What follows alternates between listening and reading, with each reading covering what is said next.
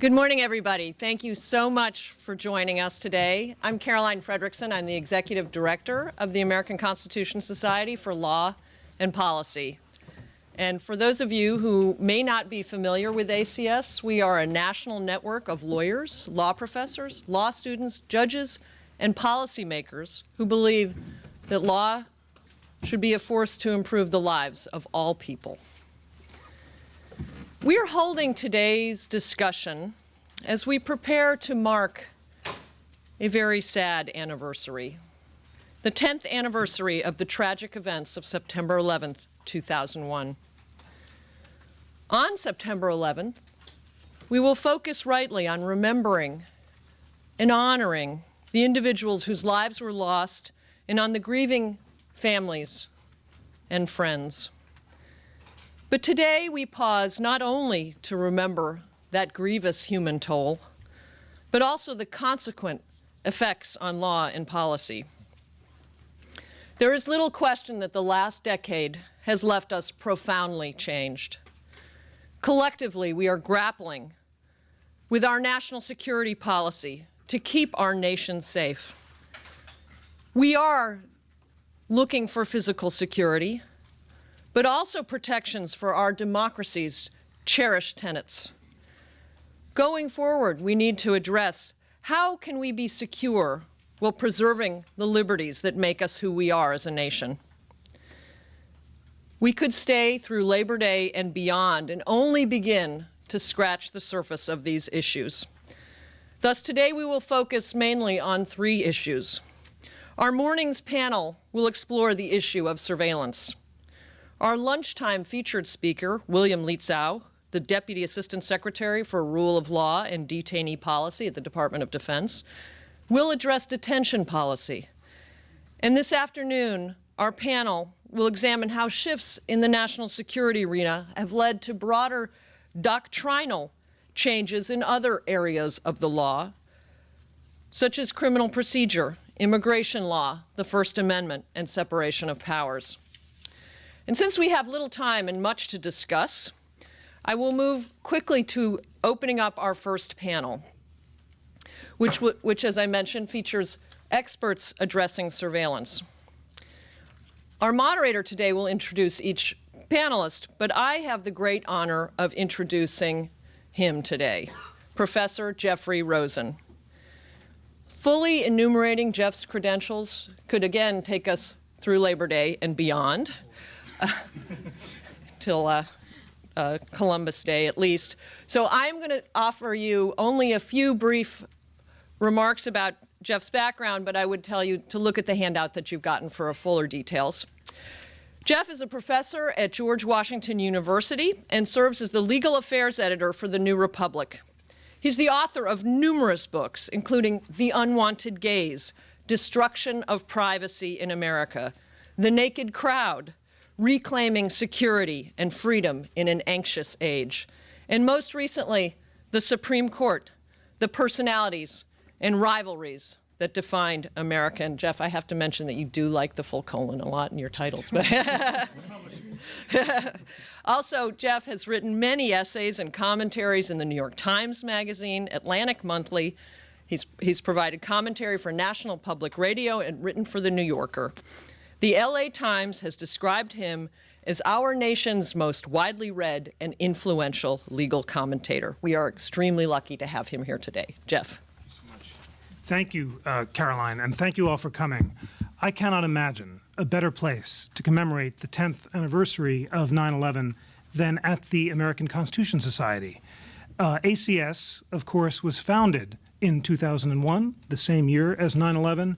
And soon after that horrific event in September, it began holding the first of a series of panels about how to balance liberty and security in an age of terror. I've had the pleasure of participating in many of those panels, and this is just a remarkable opportunity to take stock after 10 years of so many of the themes we've been exploring together over the past decade, and to make a considered judgment. Did we, 10 years later, strike a thoughtful balance between privacy and security? Could we have done better? And if we made errors, what was responsible for them? I remember in one of the first post 9/11 panels, there was in ACS an urge toward thoughtful moderation. Basically, some people were saying the sky is going to fall and we're going to abandon all of our liberties. And many of the ACS officials and participants insisted, no, it's possible in almost every area of surveillance to strike a thoughtful balance between privacy and security. The trick is to come up with the right mix of technology and legal regulations and administrative regulations. I want to begin by noting 10 years later that although it is theoretically possible to strike that balance, we have not always struck it. And I want to give just one concrete example, which I think is an example of a missed opportunity in striking a good balance between privacy and security, that I'm going to ask our panelists to open up, and then we're going to have what I hope will be a lively discussion. The example I want to give is the choice between the naked machine and the blob machine at airports across America. Many of you know and have personally experienced the indignity of the naked machine, these millimeter body scanner devices that reveal contraband under clothing, but also produce graphic naked images of the human body. What's so frustrating about this naked machine is that it wasn't necessary. The designers of the machine at the Pacific Northwest Laboratories, as early as 2004, offered the U.S. government with a choice. You could either have these naked body scanners, or you could instead choose a different design, the blob machine, that would still reveal the area of the body where contraband was hidden, but would take the images of the naked body and scramble or mask it into a nondescript blob. And this alternative, the blob as opposed to the naked machine, first of all, an act of mercy for most of us at the airport. Better to be a blob than to be naked. But more importantly, an example of a silver bullet technology that promises just as much security while also completely protecting privacy. What is remarkable to me is that European governments, faced with the choice between the naked and the blob machine, all chose the blob machine. First of all, most European airports refused to install the body scanners at all because of a concern about their effectiveness. There was evidence that they wouldn't have detected the low-level chemical PETN that the trouser Christmas bomber used, and therefore most European airports just wouldn't have them because they thought they didn't work. But the handful that did adopt the machines, such as the Schiphol airport in Amsterdam and some German airports, insisted on the blob machine, and this was because of pressure from European privacy regulators like Peter Scharr in Germany, who said that if you're going to implement these devices, they have to protect privacy and security. We made a very different choice. First, the Bush Department of Homeland Security under Michael Chertoff, and then, surprisingly to some, the Obama Department of Homeland Security under Janet Napolitano, reduced privacy reports from their privacy officers, not even considering the blob machine, and approving the naked machine as an effective balance of privacy and security. Then last year, as you know, there was something of an uproar when the Patrick Henry of the body scanner movement memorably exclaimed, "Don't touch my junk." And this inspired a protest at airports across the land, and stung with the public outrage, the Homeland Security Department went back to the drawing board. And just last July, I'm delighted, although sort of surprised to report, John Pistole, the head of the TSA, announced that to his surprise and wonderment, there actually was an alternative, the blob rather than the naked machine, and that it would be installed at airports across the land, at least when it came to the one of the technologies used, the millimeter wave machines. Why was it that it took almost a decade to embrace the technology that was bleedingly obvious to anyone who examined the question, struck a more thoughtful balance between privacy and security? Why did a series of regulators, congresspeople, and ultimately two presidents from different parties not insist on the more thoughtful balance, and it was left to political protest, to the engaged demands of citizens across the land to strike a balance that should have been easy from the beginning? All right, I want to, throughout this discussion, return to the example of the blob and the naked machine and ask our panelists whether they think there were blob-like alternatives for the laws and technologies that they're going to describe that might have struck a better balance between privacy and security. And I'm now I have the pleasure of asking each of them to introduce themselves briefly and to give a very brief opening statement about how they think the balance between privacy and security was struck. You have the full bios. I'm not going to introduce our very distinguished panelists more fully than to note their affiliations. We're going to go in alphabetical order, so I'm going to begin by asking Mike German, who is the Policy Counsel of the American Civil Liberties Union, to begin. Mike, thank you so much for starting us off. Sure, and thanks very much for having me, and to the American Constitution Society for putting this on. You know, I think that is, you know, the TSA body scanner example is one where they did actually do something. You know, I mean, one of the things that's been frustrating for me is, you know, going back to things like the Patriot Act, there has been no public evaluation of whether this actually helps us or not.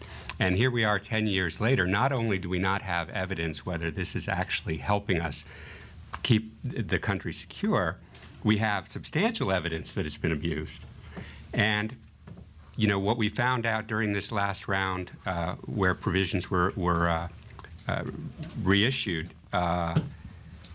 Senators Wyden and Udall came out and said, you don't even understand how the government interprets this language. And if you knew, you would be angry and upset that the government has a secret interpretation of the law that gives them the ability to collect far more than you're even aware of. So, you know, that we're sitting out 10 years and don't even know how the government interprets the authorities that's been given is, I think, a very dangerous thing. And it's not, you know, it's a dangerous thing for our privacy and civil liberties, but it's also a dangerous thing for our security, because anywhere where there's no public accountability, you're going to have mistakes and abuse. And, you know, I always shake my head whenever I hear that, well, you know, nothing bad has happened, so therefore it must be working.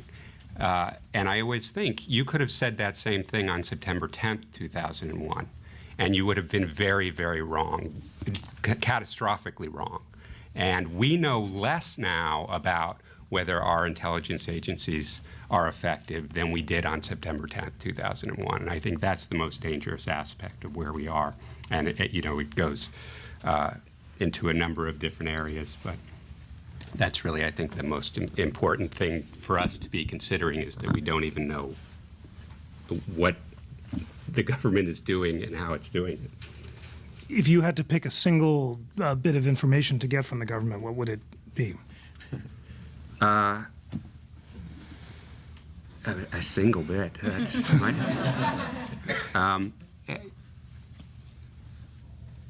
you know, I don't think you can do a single bit, because the problem is that these authorities all work together.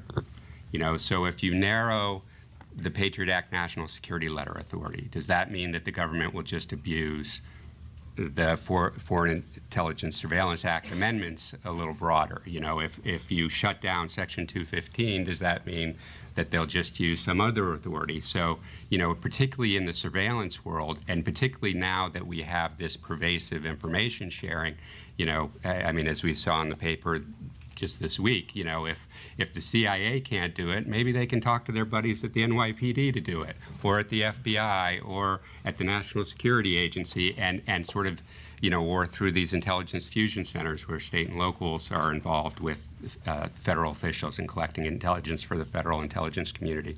So, you know, it's sort of a hiding the ball. And what we really need to do is a comprehensive review of all of these authorities to find out, A, are they effective? If they're not effective, we don't have to have the civil liberties debate. You know, if it's not effective, we shouldn't be throwing money at it. You know, like you said with the body scanners, you know, not only was it a privacy evaluation, there was an effectiveness concern that was never properly evaluated. So, you know, I think that there has to be some kind of comprehensive review, not just finger pointing and who's breaking the law, but just basics. Does this even work? Is this actually making us safer? And is it having a negative effect on completely innocent people's rights? And, you know, one of the things that sort of goes over all of these different programs is the removal of individualized suspicion. And, you know, that, I think, is the biggest problem, where completely innocent people can have their information gathered legally by the government and retained, you know, essentially forever. And, I think, my experience as an FBI agent for 16 years, investigating innocent people wasn't a very effective method of finding guilty people.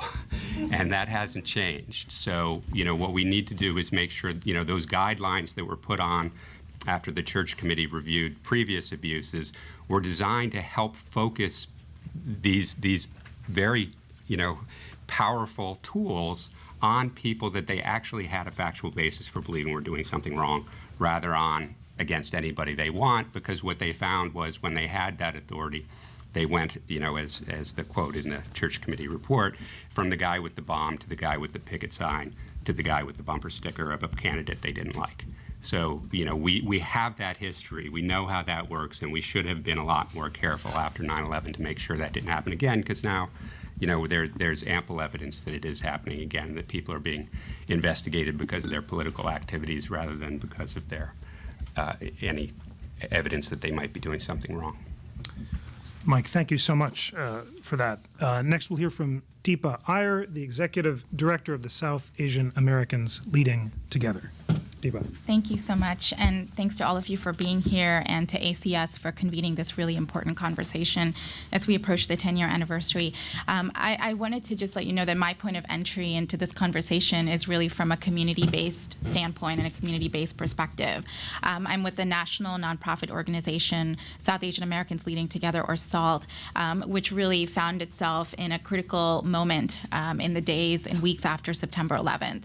And so over the past decade, we have been engaging on policy issues as well as community mobilization, specifically focused on South Asian, Sikh, and Muslim communities. And we work in partnership with many organizations here at this table as well as in this room on addressing these issues. So I guess the question that you had posed, have we struck a balance? I think from the standpoint of the community, I would say that no, in one word. In many ways, the efforts that the government has been using have been extremely ineffective.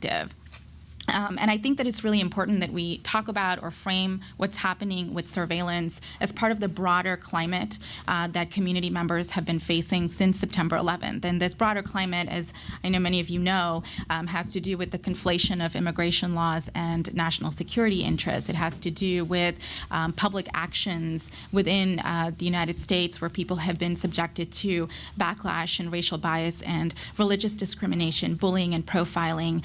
And unfortunately, those trends are continuing to this day with a rise in xenophobia and Islamophobia in this country. So I think that we have to look at this and the other discussions that are happening today within that broader climate.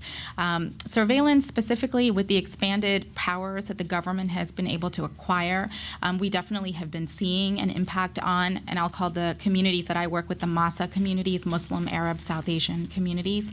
And specifically, I think Mike alluded to this as well, but the racial and ethnic mapping that we've been seeing by law enforcement, as well as the use of informants who are sent out to infiltrate mosques and religious institutions, community organizations. Those sorts of surveillance activities are having a really detrimental impact on our community, on the MASA communities, in terms of heightening the sense of fear, the sense of isolation that people feel in this country, in addition to chilling civic and political participation, and also feeding into this narrative we have in this country today about the homegrown terrorism threat.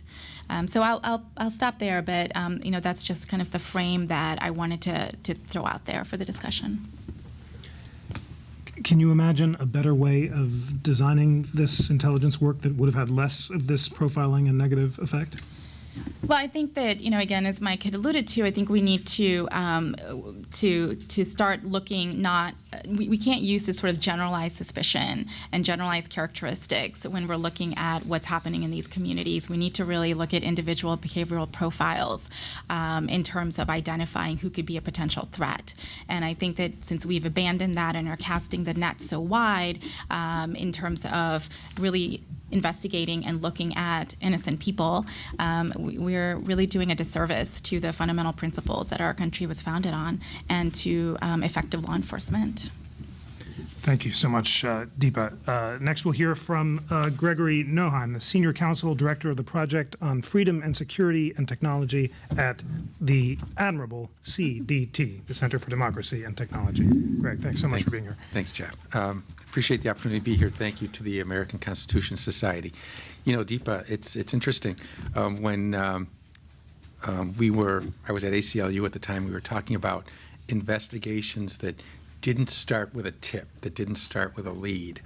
And one civil libertarian said to me, well, if you're not starting with a criminal predicate, if you don't have that, what do you have? What could you possibly rely on other than evidence of crime to start a criminal investigation? And you think about what people would rely on, and it turns out to be a lot of assumptions about people because of where they're from or what they or what people who are like them might have done. And so I think one of the best engines for good policing and good protecting against terrorism is the criminal predicate. And we have moved away from that in a very dangerous way. When I look back on 9/11, I think about really what amounted to a perfect storm of circumstances that made it a very dangerous time for civil liberties. The measures that Congress adopted went overwhelmingly toward lowering standards for surveillance, toward reducing judicial enforcement of what standards remained, and toward keeping secret, as Mike said, keeping secret how the law was going to be used. That really goes toward against the very pillars of freedom that we have relied on to keep us free all these years. If you don't have judges looking over the shoulder of the prosecutors to say, yes, you can do this because you have the evidence, or no, you can't, you've removed a very important check. The other thing that happened to make this storm the perfect one was that 9/11 happened right when technology was taking one of its big leaps, and it's continuing to take those leaps. And the advance of technology has had a couple of effects that I think we've not focused enough on. One is that law enforcement has more tools now to engage in surveillance than it used to have. This little guy that I was almost late because I was looking for it because I never go anywhere without it, is a tracking device. Every few seconds, this cell phone is talking to a tower saying, here I am. If a call comes in for Greg, send it here.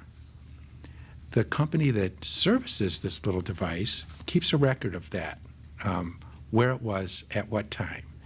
Sometimes that's very useful for law enforcement, and law enforcement would like to get that information.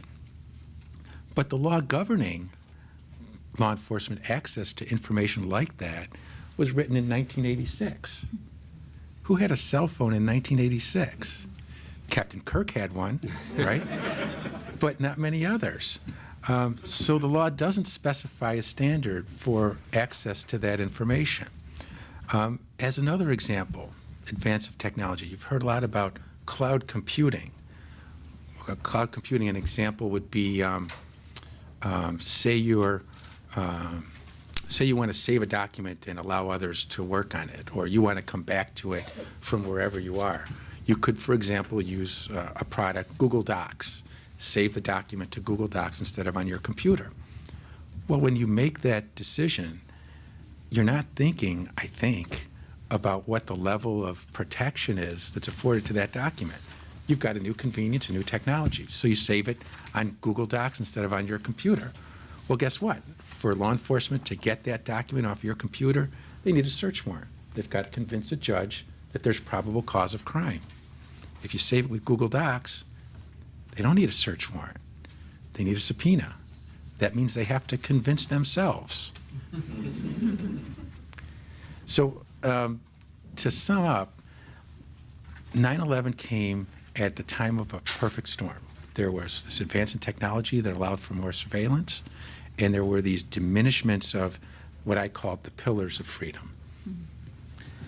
Greg, what was the greater threat to privacy since 9/11, the Patriot Act or Google, And if it was Google, should the laws have focused more on prohibiting the storage of GPS information rather than worrying about the standard for accessing criminal data? You know, I wouldn't call the company the threat. I would call the standard or the lack of standards the threat.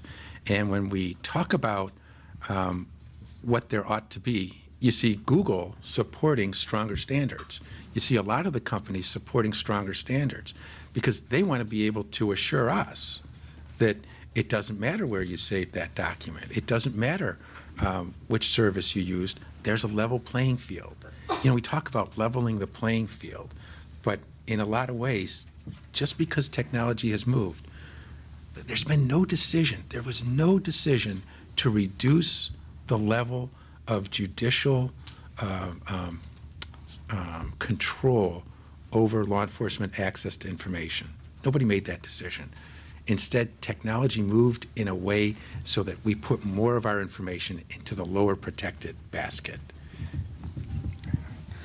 Ladies and gentlemen, you know that all ACS panels are fair and balanced, but it's a quirk of the alphabet that we have our activists and advocates speaking first and our former government officials speaking next. And for that reason, we're delighted now to hear from Suzanne Spaulding, who's a principal at the Bingham Consulting Group, the former executive director of the National Commission on Terrorism, and the Assistant General Counsel at the CIA. Suzanne, thank you so much for joining us. Oh, it's my pleasure. Thank you for including me.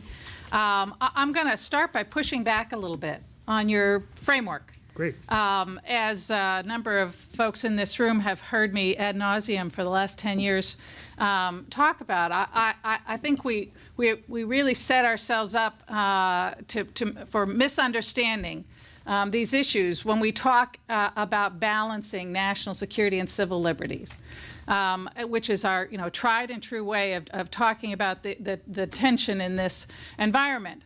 But I think what is misleading about it is that it implies that these are always mutually exclusive values on opposite sides of a scale. And if you take away from one, you add to the other and vice versa. So the implication is that, if we enhance civil liberties, we're going to be inevitably less safe. And similarly, we can be more safe if we're just willing to give up more of our civil liberties.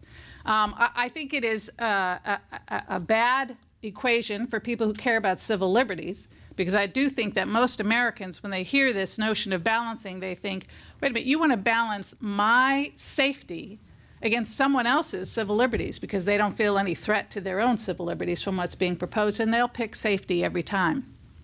What I think is really dangerous from a national security perspective is that that's a very misleading and inaccurate way to achieve national security. Because in fact, these are often mutually reinforcing values. They're not mutually exclusive. I think people fundamentally understand that one of the greatest threats to our civil liberties is the loss of security, and so in that way they're mutually reinforcing. But what is less well understood is the ways in which preservation of civil liberties enhances our national security. And as someone who has been in working national security issues for over 25 years now, I believe this to my core. I really believe in the wisdom of the framers of our Constitution and those who, in the subsequent years, who developed the Bill of Rights, who came up with this system, preservation designed to preserve civil liberties and set up the system of checks and balances as the best way of ensuring the survival of this very fragile experiment. These were not fuzzy-headed liberals. These were hard-nosed pragmatists who had just fought a war, who well understood the perils that awaited this new nation. And this was the system they came up with. And I think they were on to something. We heard from Deepa about the Massa community's reactions to some of the security measures that have been put in place since 9/11. And I think it is the most vivid and concrete example of what I'm talking about. I'm not suggesting that there isn't sometimes tension between, for example, some national security measures and some civil liberties values, like privacy.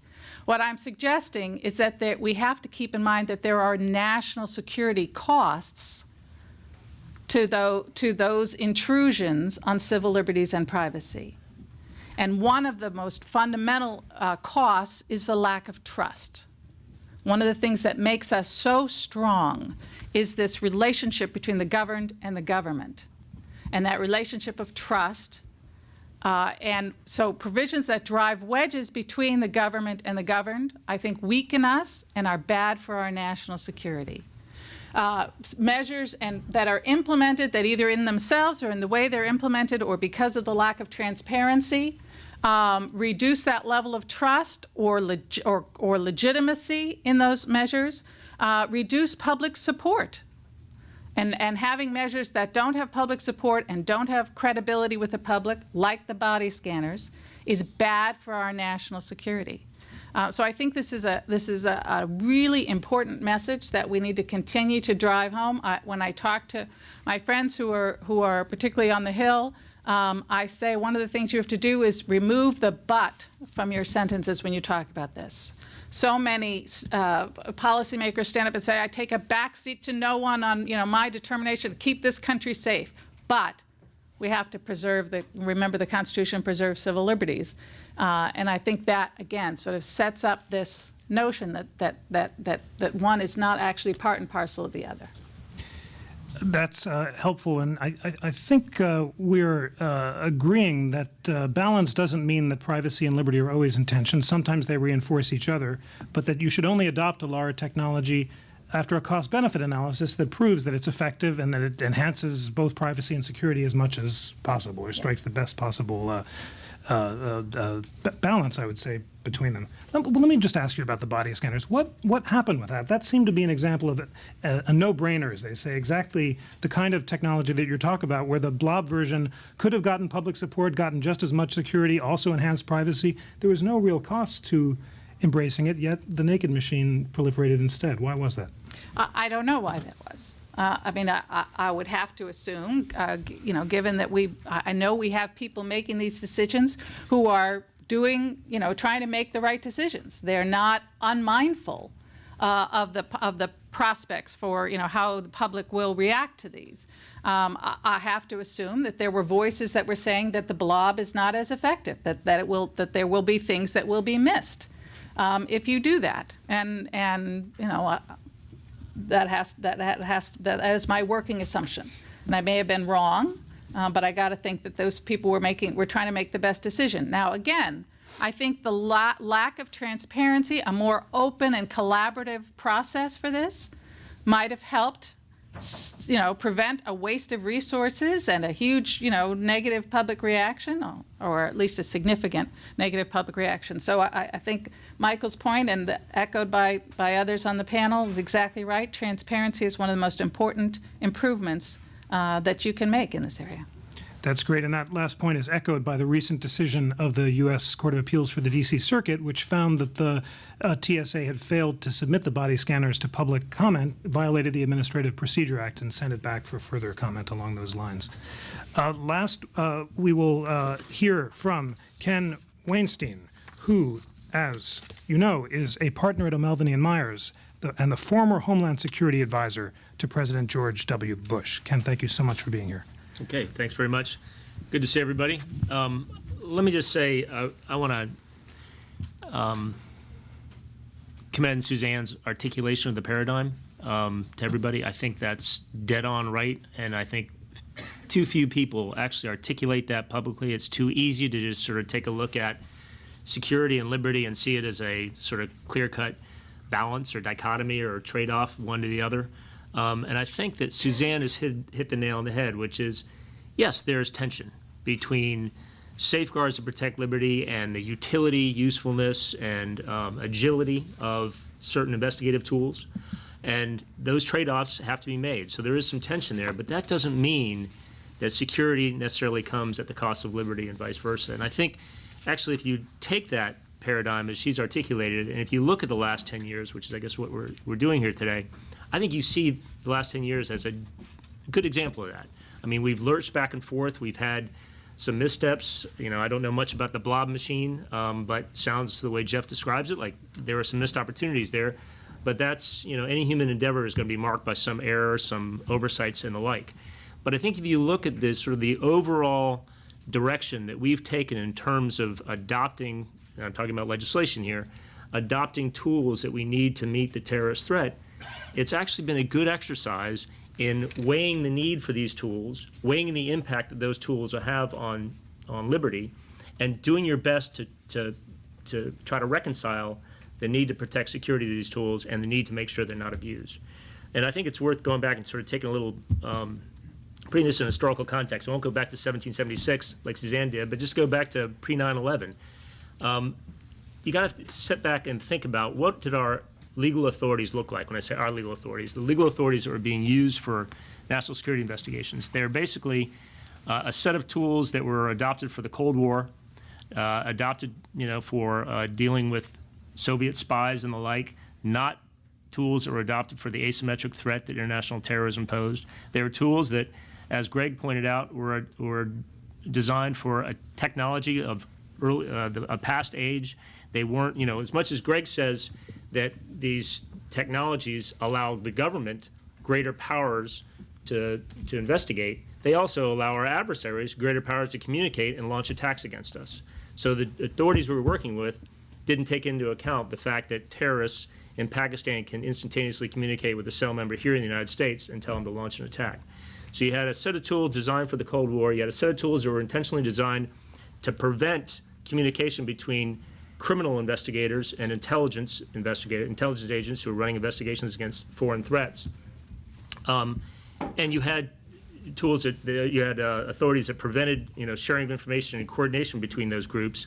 And you also had tools that, while fairly robust on the criminal side, when it came to prosecutors like myself who were running criminal investigations, we had a lot of tools, roving wiretaps and that kind of thing, that we could use that weren't available to intelligence investigators who were trying to run down international spies. That's what we were working with on September 11th. And immediately after September 11th, the government started to make the case to make the changes to those tools to beef them up. And Greg says all the changes since 9/11 have been to the detriment of civil liberties, or I don't want to put words in your mouth, but have reduced the checks that were in place on the intelligence investigators who were running down terrorists. That's one way to articulate it, but I think the fair way to articulate it, or at least the way that's more consistent with Suzanne's paradigm, is it brought that balance that had been struck after the Church Committee hearings and the disclosure of all the abuses back in the 70s. It brought that balance sort of in sync with the threat that we were facing today and with the new technologies that our adversaries had. And so we started to make the case. Mike said that we hadn't really made the case. I was one of the people making the case, and so if we didn't make it, it was my fault, because we were up there. And I can tell you, with the FISA Amendments Act, I was up there spent half my life up in the Hill with these folks at hearings. And I will say that the exercise that we went through with the Patriot Act reauthorization, the FISA Amendments Act, actually affirmed my belief in the ability of Congress to actually meet a threat with real legislation. I mean, you had members up there who got down to the nitty-gritty and really understood the details of intelligence, surveillance techniques, and the like. And I think the result has been a strong set of tools, which we need to keep fine-tuning, and we need to keep calibrating whether they can be used in an abusive way or not, but a strong set of tools that have safeguards in place. And we've seen a process where, like with the Patriot Act, which was pushed through in a relatively hurried fashion right after 9/11, the Patriot Act reauthorization 4 years later put a lot of new safeguards in place, more oversight and the like. And I think the lesson we've learned, the government has learned since 9/11, is if you go to Congress and you make the case that we have a need, an operational need for a tool, and here's a way that tool can be designed to give us the ability to run the investigations we need to run, but also give you, Congress, and the FISA court and other oversight bodies the insight and transparency into what we're doing so that you have the confidence that it's not being abused, that at the end of the day, we'll get that legislation from Congress, and Congress and the other oversight bodies can make sure that those tools are being appropriately and responsibly used. That, I think, is the lesson that I've drawn from the last 10 years of Congress's work. And while I think, as I said, we need to keep our eye on how these tools are being used, make sure that they're strong enough, but also make sure through debates like this that they're not being misused, or that there aren't better ways of implementing them, or more civil liberties observant ways of implementing them. Keep that process up. I think we're in a much better place than we were 10 years ago, and hopefully we'll continue to refine it and get better.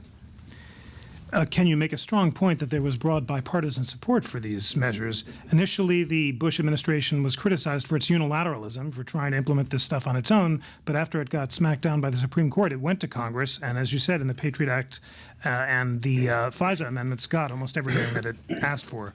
My question to you is effectiveness. Which of these tools have been most effective, and can you give us a concrete example of a terrorism or intelligence success that wouldn't have taken place without them? I know there's some stuff that's classified, but plenty of administration officials have talked about this. Michael Chertoff has pointed to the London bombings and so forth that wouldn't have been investigated without the tools. Give us one or two concrete examples of intelligence successes because of these legal changes. Well, I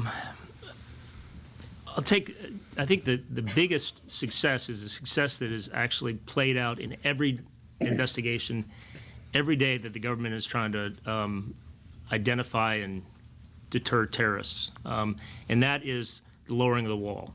Right after 9/11 with the Patriot Act, which is 6 weeks after 9/11, Congress changed the FISA statute in a way. I won't get into the boring details, but it essentially said, well, before the Patriot Act, intelligence investigators who were using intelligence tools to run down foreign threats, foreign spies and foreign terrorists, were limited in their ability to communicate and coordinate with criminal investigators, criminal FBI agents who were running down terrorists as potential criminal defendants.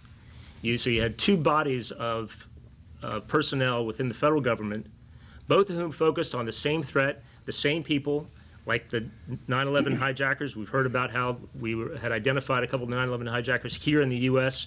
prior to the attacks, and the two groups, FBI criminal agents and FBI intelligence agents, weren't able to share information about these guys to find them before 9/11.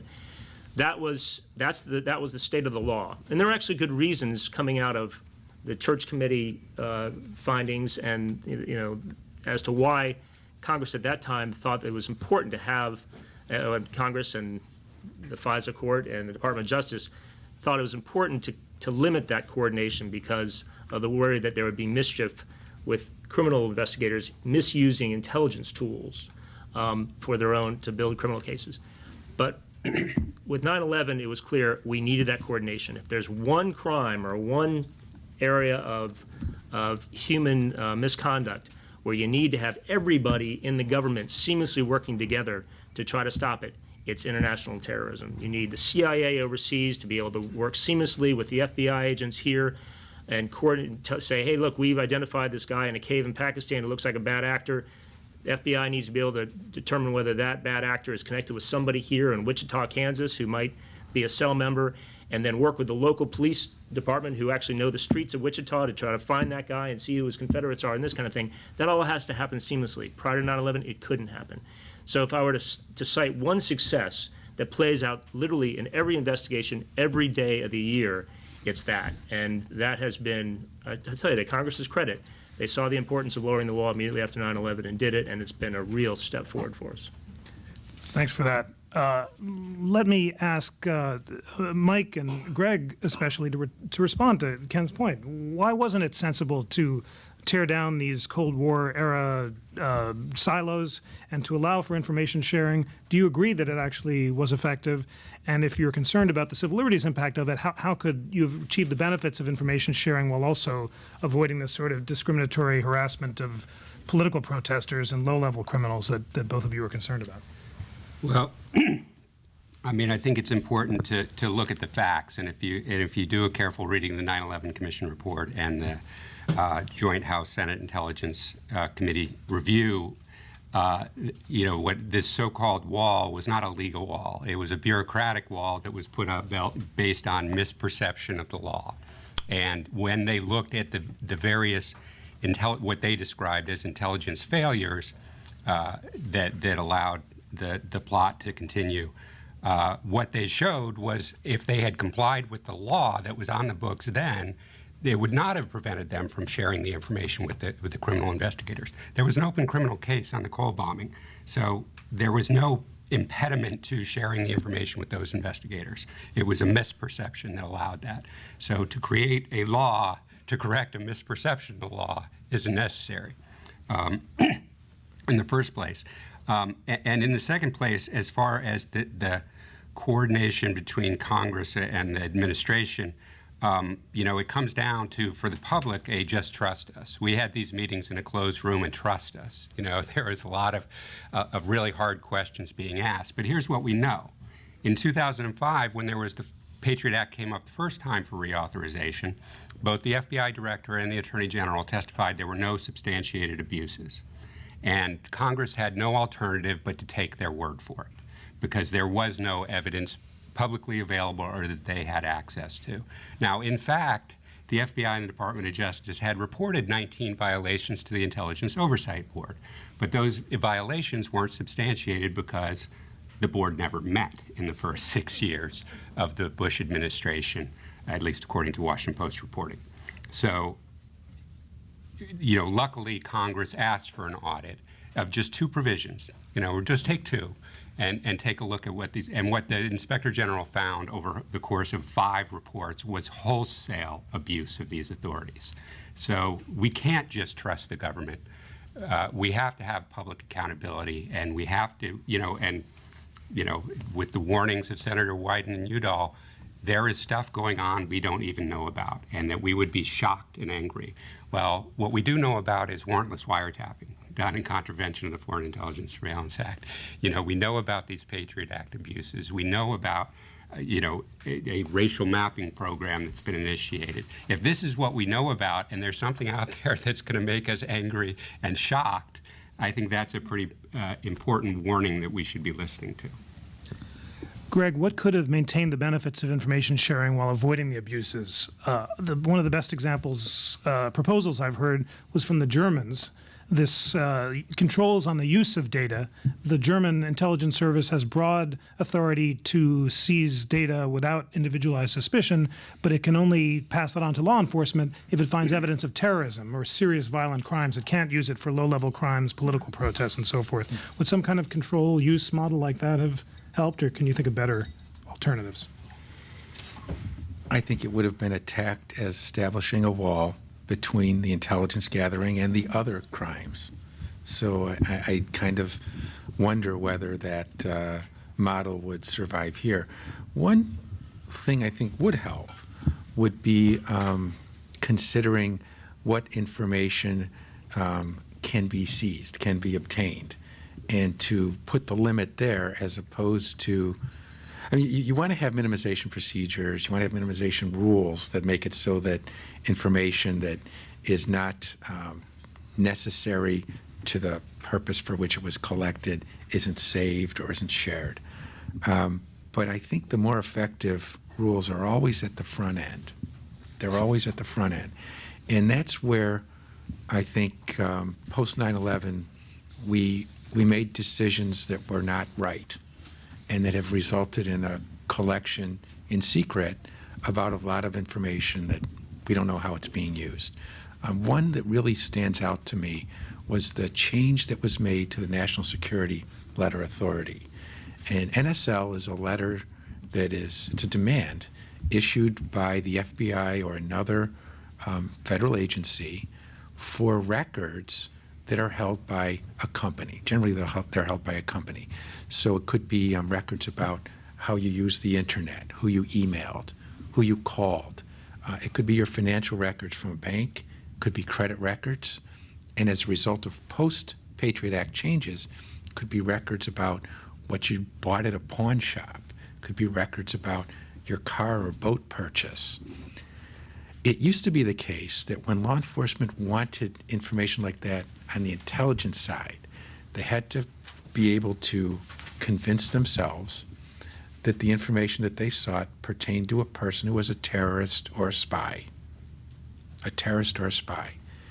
Patriot changed that so that you didn't have to make that tie between the information you were seeking and the terrorist or the spy. You just had to be conducting an intelligence investigation. And guess who determines the breadth of that investigation? So without any judicial oversight, without adequate internal rules about what can be collected, they're just the restrictions were lifted in a way that makes it so that now tens of thousands of these national security letters are issued every year. We don't know about how the decisions are being made to issue those letters, don't know how much information is being collected, because each letter could pertain to multiple people.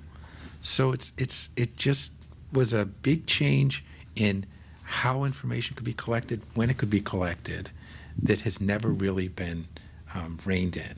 You know, we often say that the pendulum swings. There's a big attack, in this case, a big terrorist attack. Pendulum swings one way toward security, but it always swings back. It didn't swing back this time.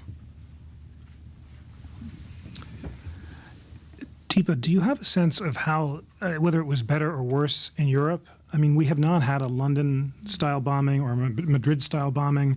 They're not examples of homegrown terrorism, people who are so alienated by the government that they're engaging in attacks in Europe. Was it better here, and did that have anything to do with the legal response or the cultural response? Compare, if you can.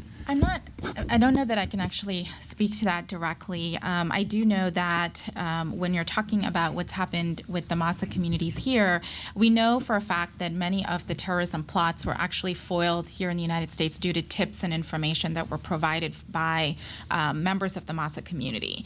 And I think that's a really important point to make, because at the same time, what we're seeing, as I mentioned, is sort of this infiltration of our community to, again, pinpoint members of our community as being tied to terrorist activity.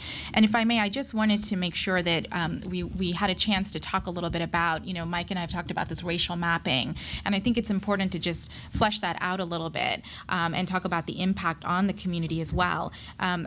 So the racial mapping that I'm talking about, I'm sure that folks have recently read about the AP investigations into the NYPD and the really aggressive use of policing that they're utilizing there, where they're sending teams of undercover officers who are known as rakers, who monitor, you know, what daily life is like in bookstores and cafes, et cetera. And they also send in people called mosque crawlers to monitor sermons, and even asked the Taxi Commission in New York City to give a list of the Pakistani cab drivers in the community. And this also comes on the heels in 2007 of the LAPD and its Counterterrorism Bureau, which wanted to use census and other demographic data to pinpoint various Muslim communities in Southern California. When you have that combined with this infiltration of mosques, there was recently an informant at the Islamic Center in Irvine, California, who went public. Basically, he had been trying to engage people who were at the mosque to actually participate in terrorist activity, and someone at the mosque, members of the community, actually turned him in to law enforcement. And unfortunately, it turned up that law enforcement decided to investigate one of the people who turned him in for an immigration irregularity. I mean, this is not effective policing. This is not building relations with our community members, which would then lead us to be able to build that trust that Suzanne talked about, and to provide the information or the tips that would then help us, help our law enforcement officials actually solve the potential threats to our country. Masa community members want to preserve the country's national interest just as much as anyone else. But again, this sort of policing is basically alienating our communities and not really allowing us and enabling us to be working hand in hand. So I don't know, again, how different the situation is in Europe, but I know that here, we're definitely seeing this sort of impact on our communities. Suzanne, what do you make of Deepa's point? This is part of the whole post 9/11 model of predictive policing, which is focused on investigating potentially innocent citizens in the hope of finding guilty ones. And all three of the panelists on this side of the table objected in their remarks about these fishing expeditions and said there should be a criminal predicate, high individualized suspicion, before anyone was investigated. Would that be so bad for intelligence if only people who were known in advance to be suspicious were investigated? Well, I think a couple things about what Deepa was talking about. I think one is I suspect that some of what NYPD and others are doing on the domestic intelligence front are lessons that they've learned from our European allies, and particularly the UK. I mean, I know there's a lot of discussion back and forth, and the UK, in some ways, is an interesting place to go and get some thoughts and ideas. But I think what may get lost in that transatlantic conversation is a really a full appreciation of the dramatically different threats that the UK faces versus what the United States faces in terms of the domestic environment. The domestic threat that the UK faces is on a scale that is dramatically different than what at least appears to be the scale of the threat inside the United States. And so, I know that this sort of smart mapping and all the rest of that are some of those ideas that are shared on a transatlantic basis, and so that may be part of it. It's a lost in the translation, a failure to really recognize the dramatically different scale of the threat, and I think that's important. I wanted to pick up, too, on some of the stuff that Greg was talking about in terms of the use of national security letters and the amount of information that can now be gathered about you. I do think that, and Greg can speak to this better than I can, but I do think that a lot of this is based on this notion of third-party records not enjoying constitutional protection. And this is a doctrine that developed primarily from some Supreme Court cases that go back. The Smith case was in 1979. Talked about telephone records, that you don't enjoy the sort of information that you can get from a pen register does not have protections of the Fourth Amendment. And part of the reason that they gave in the Anderson case had to do with bank records. And the court talked about how if you're going to hand this information over to a third party, you no longer have a reasonable expectation of privacy. And they talked about how the nature of the intrusion, the information the government can get from that information, is not so significant as to be a huge intrusion, which is obviously part of the test under the Fourth Amendment.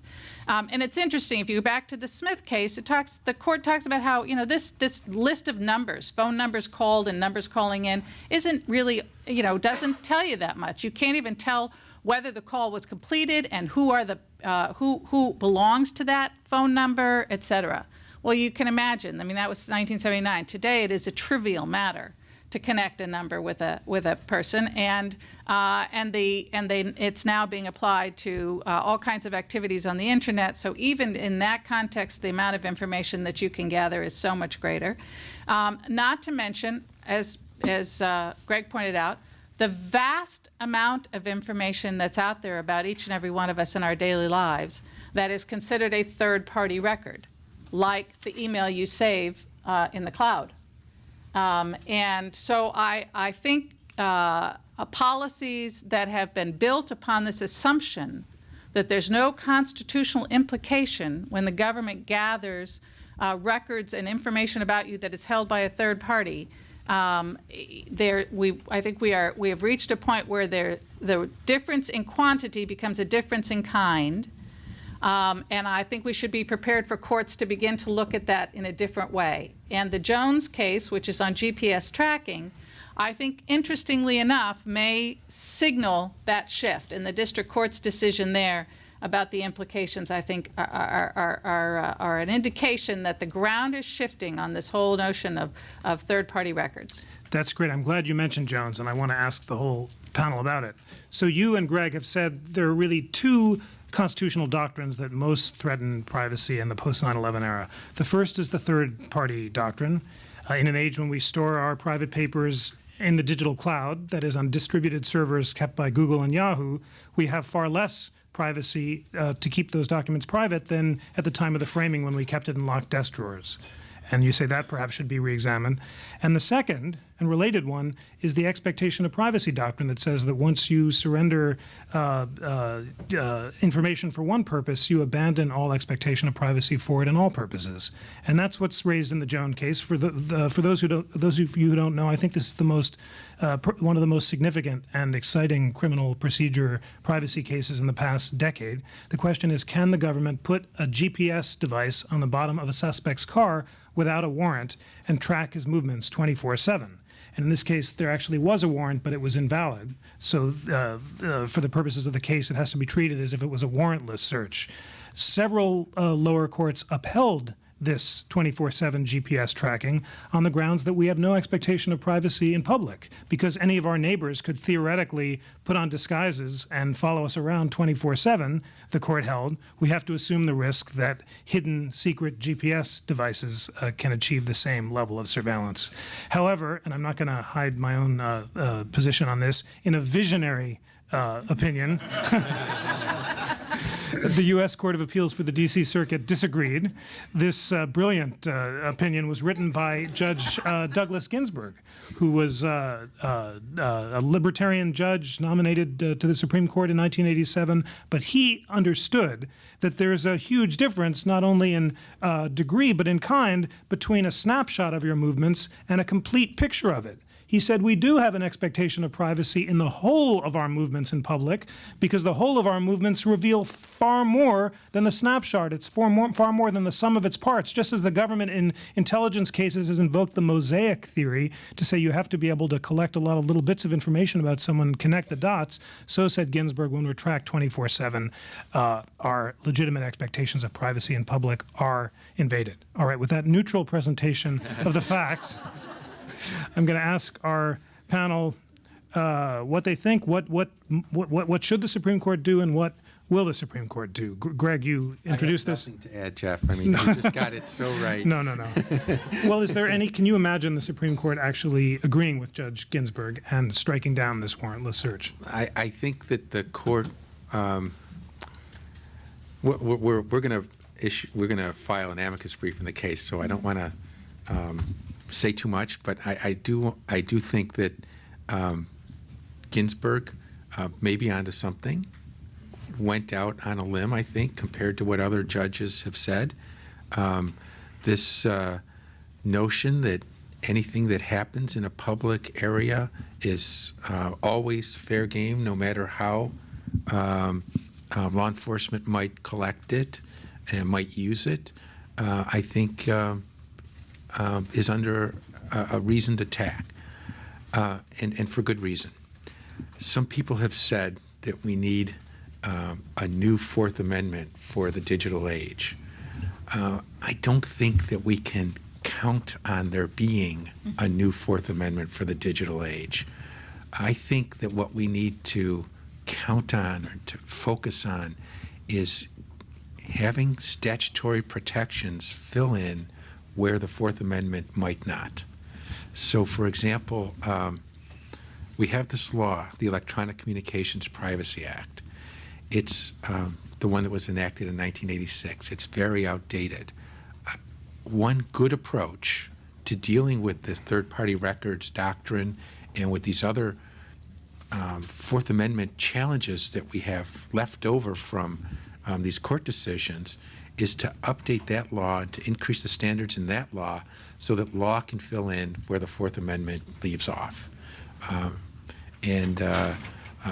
My organization and ACLU and Ken, are you part of our coalition? Yeah, I think it's a charter member. We've put together a number of proposals to update the statute, the Digital Due Process Coalition. Microsoft, Google, a lot of the large companies, AT&T, are involved in this effort, and I think it's essential that we start. We might get some victories in court that might be helpful. On the other hand, you never know where the Supreme Court's going to go.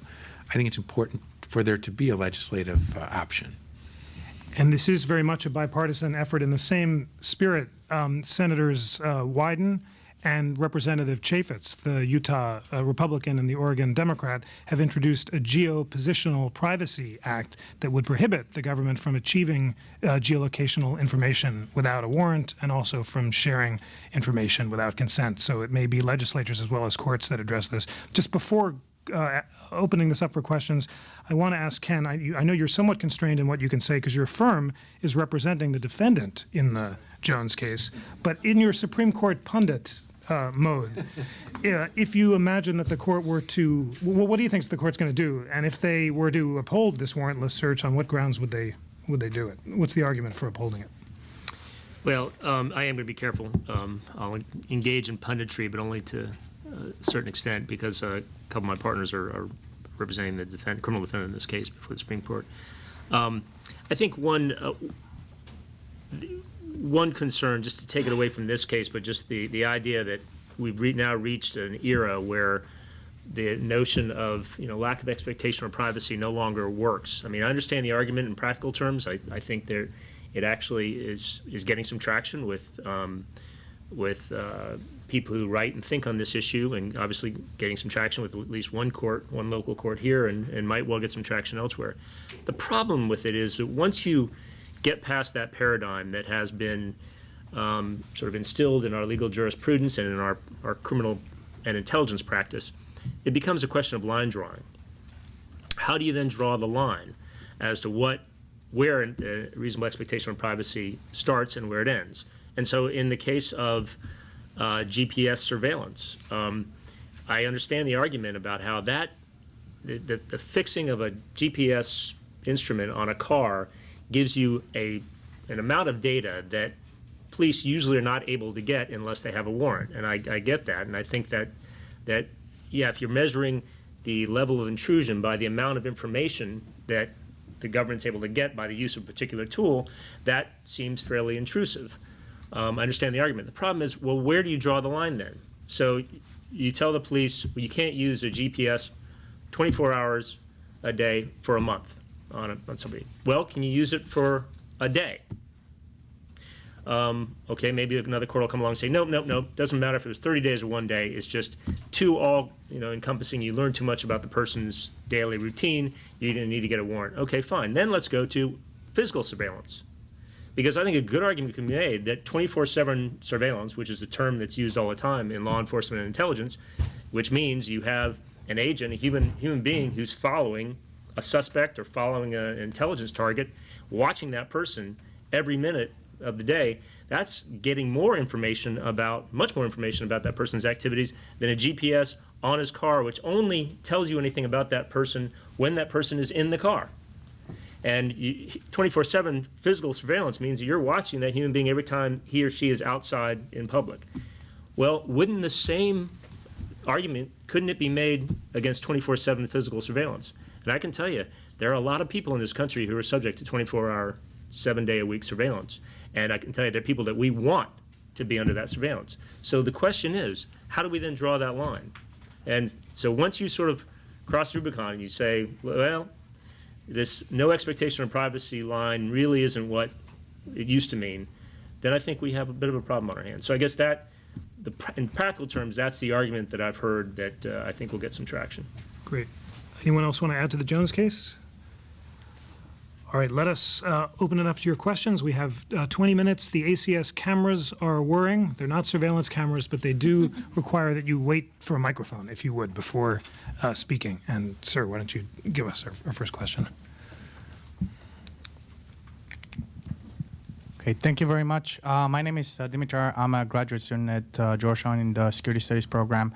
And you all alluded to technology and reasonable expectation of privacy. And today, a lot of young people and pretty much everybody puts up information that the CIA or the FBI 10 years ago would have went through a lot of trouble gathering, Facebook or LinkedIn. So in those terms, when you put those pictures, where you go, what do you do, what is a reasonable expectation in this new era of cyberspace and cyber technology? I would love to hear the comments from the panel on that. It's just so different. It's such a different scenario. When I make the choice to put information up on a public wall or in a public place so that anyone can see it, versus when I have made the decision not to do that, but rather to just buy something at a store or send an email to a friend, a private one.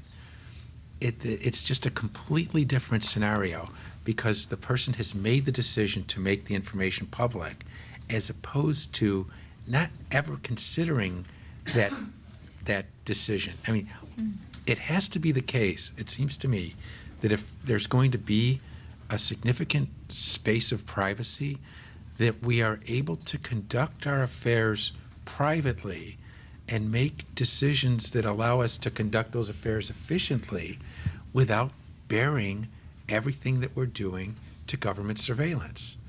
And that's very different from affirmatively deciding you're going to put something out to the public. You know, it's not, you don't need a warrant to read a newspaper. I mean, and so you don't need a warrant to look at something on the internet that somebody has posted publicly. The issue is when does privacy kick in when we are engaging in activities that don't affirmatively involve a decision to put something out to the public? Although if I can broaden this for the other panelists, the Europeans disagree with that line. They say that even when you post something on Facebook, like the drunken picture of yourself in Cancun, if you later think the better of it, you can sue to remove it under a newly created right to oblivion.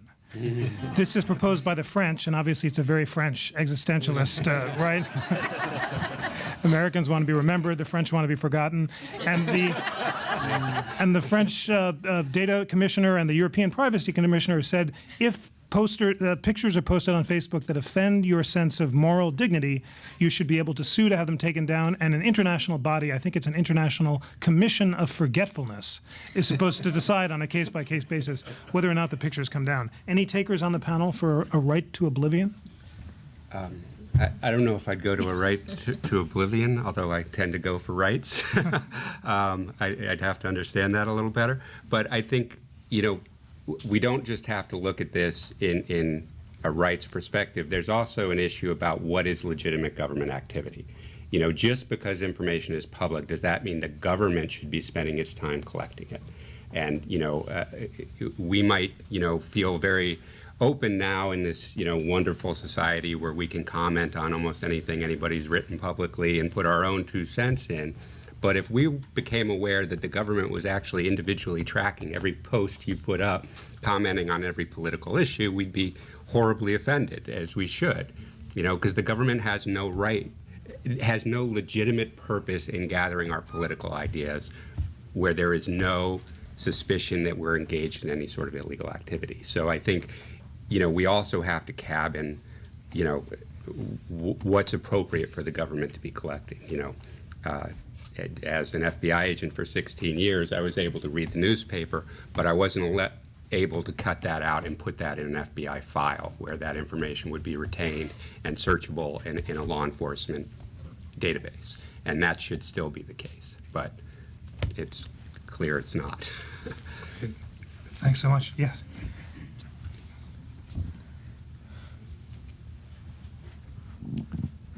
My name is Ed O'Brien. I'm the founder of Street Law and also teaching now at the University District of Columbia. I'm on the board of the local ACLU, and the ACLU has protested against the DC Metro system setting up entrance blocks and surveillance at entrances. It tried this out, and it tried it not at all the entrances. So one of the arguments was, how can it be efficient? Because the terrorists can just go to another entrance if you're not doing all the entrances. But I'm wondering what the panel thinks about if we had, say we had a big train terrorist attack, could the metro system set up blocks at every entrance and get away with it constitutionally?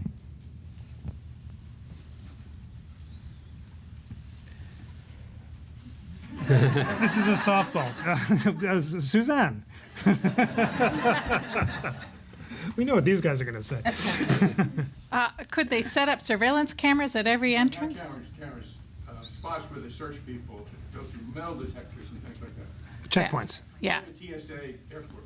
Yeah, I suspect that Mike and Ken are going to be more familiar with the Supreme Court and precedents on those kinds of searches. But my sense is, particularly in the wake of an attack, that yes, they could. Anyone think they couldn't under existing precedent? Obviously, they can't be selective about whom they search. There's just like roadblocks checking for drunk drivers and the like. There are laws about how they have to be set up, and they can't be discriminatory in the way they're applied, but they are constitutional.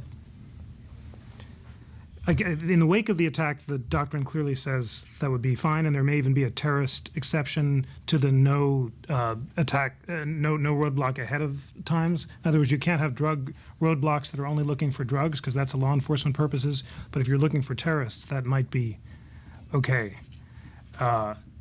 Does anyone think that just a roadblock at every metro stop, you've got to walk through and have a full body scan or pat down in order to get onto the metro? Would that be okay? No border exception. It's not an airport. Greg, would that be constitutional under the Fourth Amendment? Blob scan or naked body scan? Good question. I want you on the panel that's deciding that. Say it's a blob scan. Look, I think that once there's evidence that there's a significant threat, that the courts are much more likely to support and not strike down the search to prevent the threat. That's what happened in the airports. Excellent. Yes, ma'am.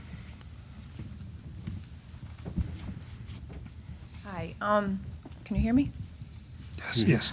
As a member of the media over the last 10 years covering the Patriot Act, I find that I've seen a lot of instances, audits, reports about abuses, found abuses of the Patriot Act, and Michael, you've mentioned that.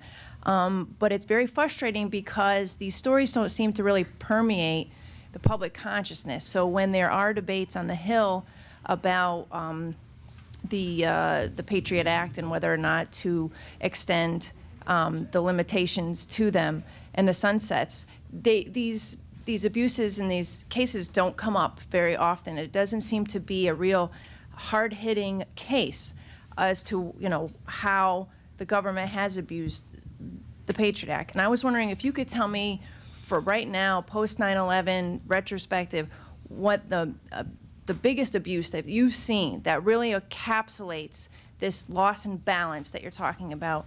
I think that might help sort of like distill what you're talking about.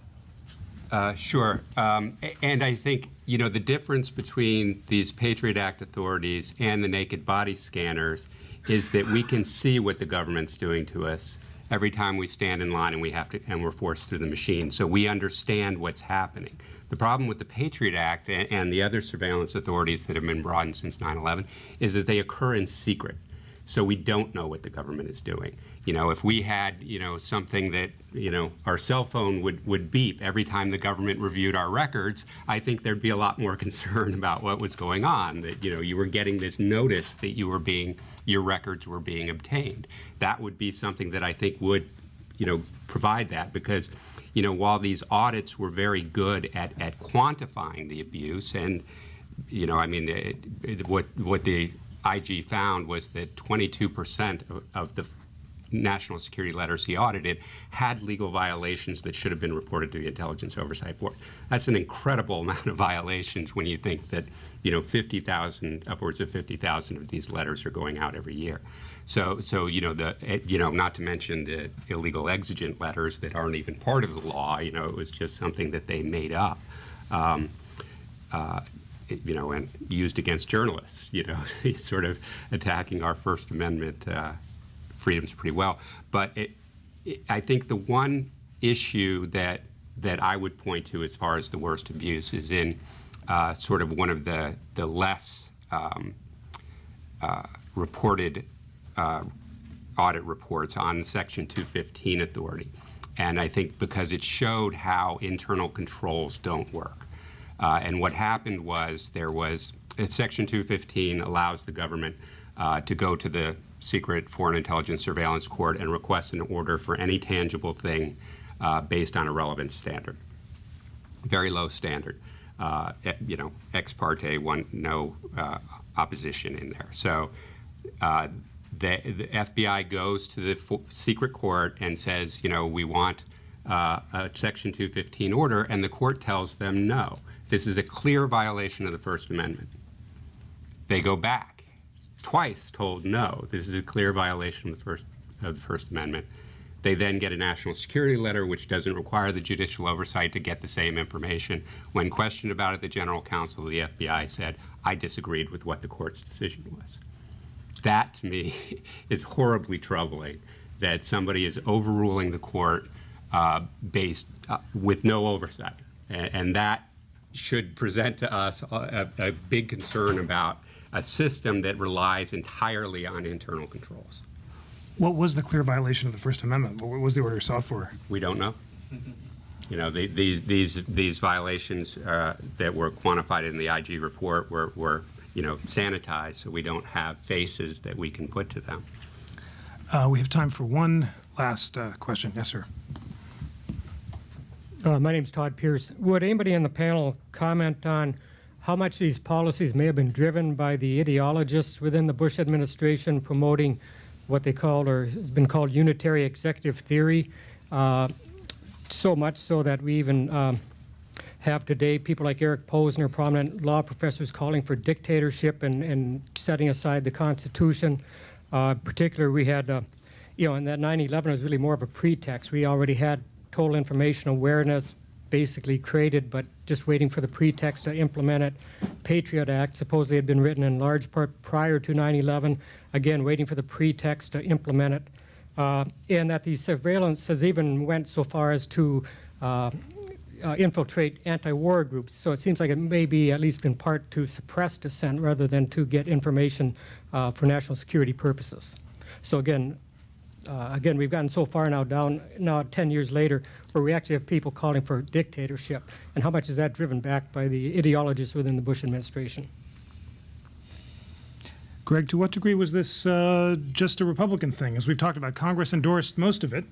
So is it really fair to blame it on one administration, or is this the politics of national security that Democrats and Republicans have embraced? I think that, to be fair, I was at ACLU on September 11 and when the Patriot Act was being formed, and looking back on it, it was certainly bipartisan legislation. There were very few votes against it. Ultimately, the bill that became the Patriot Act came over from the Democratic-controlled Senate.